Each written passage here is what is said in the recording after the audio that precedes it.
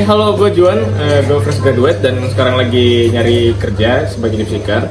Jadi gue udah buat CV, cuman ragu karena udah berapa kali nge-apply, cuman sampai sekarang belum ada panggilan. Jadi gue minta tolong dong untuk review CV gue. Hai, kenalin aku Septi. Aku di sini bakal kasih tahu kamu gimana cara kamu buat CV yang baik dan benar biar HR tertarik sama CV kalian. Nah, sebelum kita membahas lebih dalam mengenai CV, kita harus tahu dulu nih CV itu. Jadi CV itu terbagi menjadi dua. Ada CV ATS atau Applicant Tracking System, di mana CV ini itu dibaca oleh sistem atau di-screening oleh sistem. Dan ada beberapa required yang memang nggak bisa nih dibaca oleh sistem. Contohnya kayak misalnya grafis, adanya grafis, terus warna-warna yang mencolok, itu nggak bisa dibaca oleh sistem.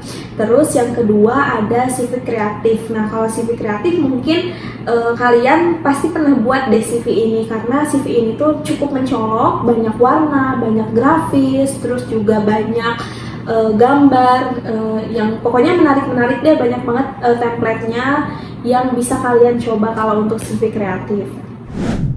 Nah, udah cukup paham kan tadi apa aja sih jenis-jenis CV? Nah, sekarang aku bakal kasih tahu kamu hal atau komponen apa aja sih yang wajib atau harus ada di dalam CV kalian.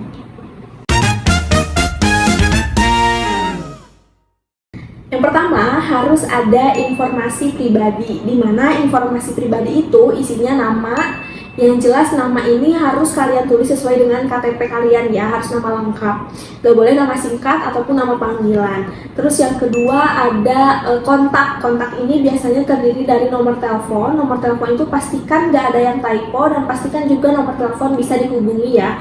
Itu bebas, mau nomor kontak WhatsApp atau nomor telepon biasa, itu bebas. Terus yang ketiga ada email. Email ini kalian biasanya mungkin menggunakan Gmail ya. Itu boleh dilampirin, itu boleh dan wajib banget untuk dilampirin. Terus yang keempat, ini pasti kalian nih kaum muda gitu ya, kaum sekarang itu pasti punya LinkedIn. Nah, itu juga wajib kamu cantumin gitu ya, karena itu bisa menjadi value added buat HR ngelihat kamu. Terus udah gitu ada date of birth. Nah, date of birth ini adalah optional ya, jadi ada beberapa perusahaan yang memang melihat nih kamu, tanggal lahir kamu tanggal lahir kamu tuh kapan, kayak gitu, karena ada beberapa posisi yang memang requirednya itu ada umurnya gitu. Terus yang kedua, setelah informasi pribadi ada ringkasan atau summary tentang diri kamu. Nah, kalau ringkasan summary ini biasanya berisi tentang kamu lulusan mana, terus udah gitu soft skill, hard skill yang kamu miliki itu apa, terus job interest yang kamu tertarik dengan perusahaan itu apa, kayak gitu. Terus yang ketiga ada edukasi, di mana edukasi ini berisi tentang sebelumnya kamu sekolah di mana, tapi ingat yang ditulis itu hanya sekolah terakhir atau pendidikan terakhir aja gitu. Nggak usah kamu nulis dari SD terus SMP, SMA gitu ya, sampai mungkin S1 gitu. Jadi cukup kalau misalnya kamu lulusan sarjana, cukup tulis sarjana kamu di mana, terus jurusan apa, dengan IPK berapa, dan tahun masuk serta tahun lulusnya kapan. Terus sudah kayak gitu, yang keempat ada pengalaman kerja nih. Buat kamu yang emang sebelumnya memiliki pengalaman kerja nih, kamu boleh tulis pengalaman kerja kamu, dan itu wajib banget kamu tulis.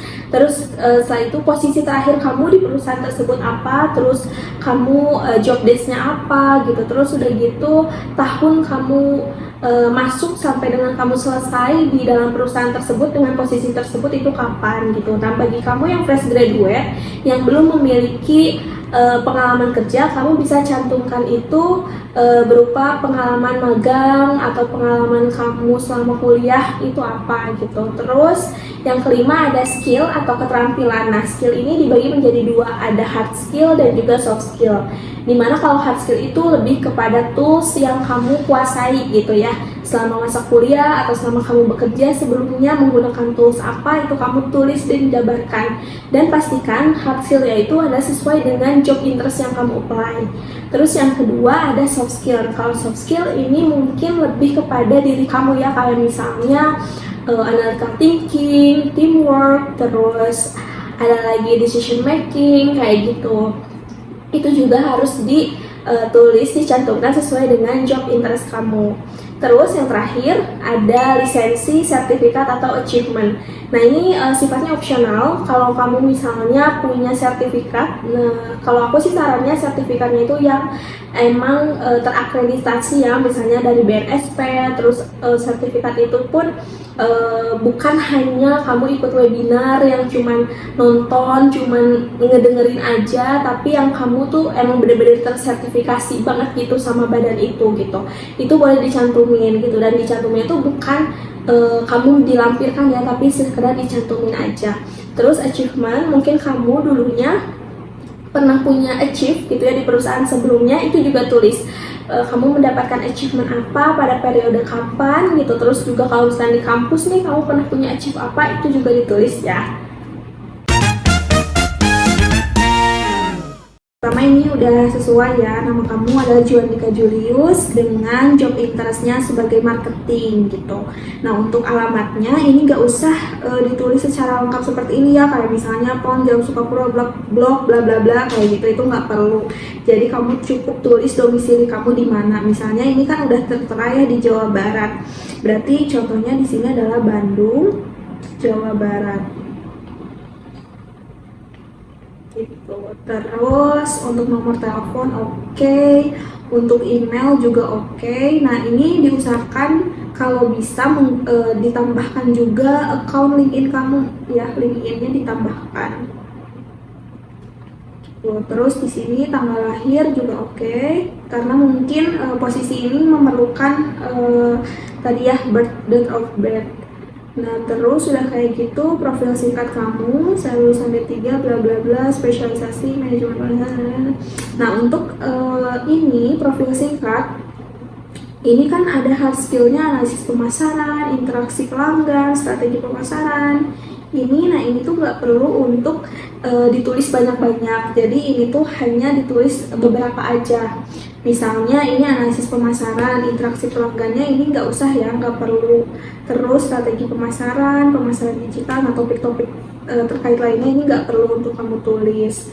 Terus ini soft skillnya, ini banyak banget yang kamu tulis ya, kerja tim, terus komunikasi, tanggung jawab, menjalankan tugas dan beradaptasi gitu ya, ini banyak banget. Jadi kamu cukup tuliskan sama sesuai dengan hard skill 2-3 aja. Jadi ini kita eksekusi. Yang pertama mungkin yang paling relevan sama marketing gitu ya, itu adalah kemampuan komunikasi yang baik, terus kerjasama tim yang kuat. Terus yang tingkat tanggung jawab ini nggak perlu, menjalankan tugas ini nggak perlu, beradaptasi dengan cepat juga nggak perlu. Terus lanjut ke pendidikan. Nah untuk pendidikan di sini kamu tulis sudah sesuai. Di sini ada masa kamu sekolah atau kuliah gitu. Terus di sini juga kamu udah menjelaskan bahwa kamu adalah D3 dari manajemen. Nah untuk universitasnya ini bisa ditulis di atasnya. Jadi kamu tulis universitas terlebih dahulu. Terus di sininya baru diploma in management. Terus karena kamu di sini diploma, jadi kamu yang SMK SMA-nya ini nggak perlu kamu tulis lagi ya. Terus kita masuk ke selanjutnya adalah pengalaman. Nah karena kamu di sini minat atau job interestnya adalah marketing, berarti tulis pengalaman kamu yang emang sesuai dengan job interest yang kamu akan lamar. Nah di sini kan kamu sebagai marketing juga di jasa estetika atau di bidang kecantikan atau fitness. Di sini juga udah sesuai, ditulis masa periodenya kapan. Terus juga di sini Telkom Indonesia sebagai wholesale service juga udah sesuai karena kamu marketing. Nah untuk yang barista ini kamu nggak perlu untuk ditulis lagi karena ini tidak sesuai dengan job interest yang akan kamu apply. Nah terus di sini kalau bisa gitu ya, kamu mencantumkan berapa banyak sih yang sudah kamu selesaikan gitu dalam marketing ini. Misalnya kamu sudah menyelesaikan marketing gitu, marketing sebanyak 30 orang misalnya per minggu gitu, atau sudah melebihi target bla bla bla segala macam, ini boleh dimasukkan aja. Terus nah untuk yang Telkomnya ini yang satu lagi itu juga dijabarkan ya, kamu job desk-nya apa yang telah menyelesaikan apa, atau kamu bisa di sini menulis successfully for apa misalnya ya. Terus next ke organisasi ini kamu udah betul ya dicantumkan bahwa kamu telah mengikuti organisasi sebagai di bidang kamu itu menjabat sebagai di bidang seni dan budaya, dan pastikan ini tidak ada typo. Terus ini jabatannya, masa jabatannya. Nah untuk keterampilan, nah, di sini ada keterampilan. Nah untuk keterampilan ini kamu bisa dibagi menjadi dua ya. Tadi ada hard skill dan juga soft skill. Nah untuk hard skill ini pastikan yang relevan dengan job interest yang akan kamu apply. Misalnya di sini sebagai marketing, berarti hard skill kamu itu harus misalnya di sini tulis aja literasi, terus di sini kamu misalnya marketing menggunakan analisis apa, kamu boleh tulis di sini ditambahin gitu ya. Atau di sini ada research and analyze, itu ditulis aja. Terus di sini juga soft skill, ini yang relevan dengan job interest yang tadi ya, misalnya public speaking.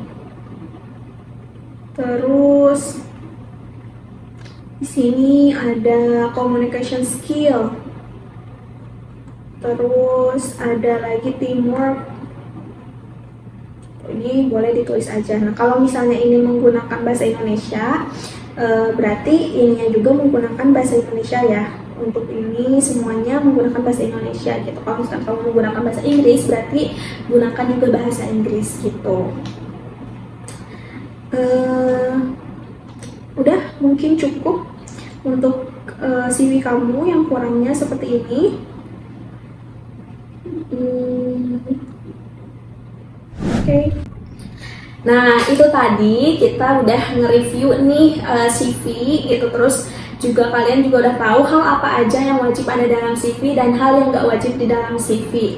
Terus kalian juga jangan lupa ketika membuat CV, pastikan bahwa font yang kalian gunakan itu font profesional ya, kayak misalnya menggunakan font yang Arial, Times New Roman, Calibri gitu ya. Terus untuk ukuran fontnya itu 10-12 aja, jangan terlalu besar gitu. Terus juga jangan ada typo, kayak tadi misalnya ada typo, itu tuh menjadikan penilaian yang cukup kurang gitu ya. Karena apalagi di nomor telepon nih, kalau misalnya nomor telepon kalian typo, tim HR gimana nih ngehubungin kalian? Karena tim HR itu ngehubunginnya bukan hanya email aja, ada beberapa pun perusahaan pun yang menggunakan handphone gitu ya untuk menghubungi kalian. Terus jangan kirim satu CV yang sama pada perusahaan, pada semua perusahaan gitu ya. Jadi pastikan CV kalian yang kalian apply itu berbeda-beda ya, sesuai dengan job interest kalian. Terus yang terakhir nih, yang paling penting adalah jangan berbohong, karena ada beberapa perusahaan yang mengecek dulu nih terlebih dahulu profil kamu seperti apa. Sekian video dari saya, semoga bermanfaat. Bye bye.